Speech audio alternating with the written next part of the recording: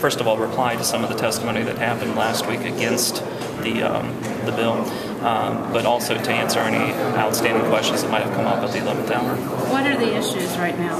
Well, right now it seems like the biggest areas of concern that people have are over what's being labeled as the stand your ground provision and then the training provision. So we're trying to address those as best we can. Are they going to remain part of the bill? I believe so, yes. What is the stand your ground provision that's so controversial? Well, I mean, the most important thing to understand is stand your ground is a marketing label, it's a media label, it has no independent meaning.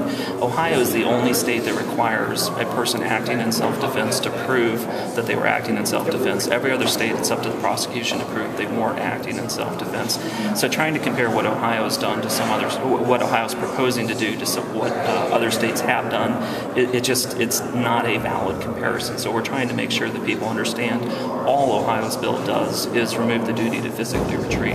All the witnesses last week said, well, of course, if someone's pointing a gun at you, it's absurd to think that they could retreat from that. Well, if it's absurd, that's what our law is. So if it's absurd, our law is absurd, and we should modernize our law. What about the background checks? I understand that's part of this bill as well. Right. The background checks currently done for an Ohio concealed carry license are set forth in our statute, and what we're doing is we're actually improving the background check by making it the same background check that you would go through if you went to a gun dealer to buy a gun.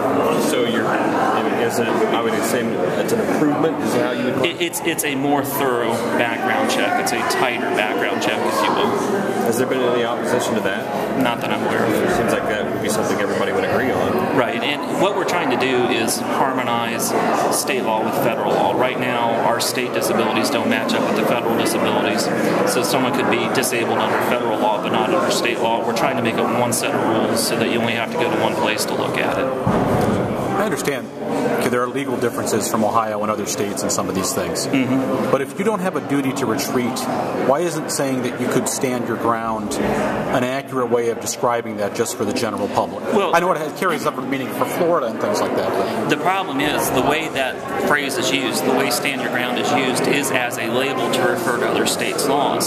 So for instance, here in Ohio, the defendant has the burden to prove by a preponderance of the evidence that they were acting in self-defense. In Florida and these other states, the state has to prove beyond a reasonable doubt that they weren't acting in self-defense. So we're trying to differentiate the label, because when they use the label, they think, well, okay, Ohio's doing exactly what all these other states are doing, and Ohio's still going to be vastly different. We're going to be in a minority of one still that the defendant has to prove it. But in practical terms, if I'm not retreating, I'm standing my ground, isn't that?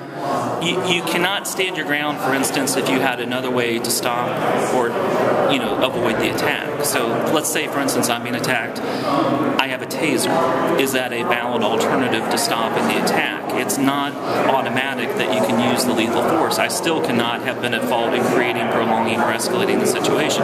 For instance, if I escalate the force involved in the situation, someone attacks me with bare hands, I draw a gun, I have a duty to retreat under that situation because I escalated and I'm not going to be able to claim self-defense.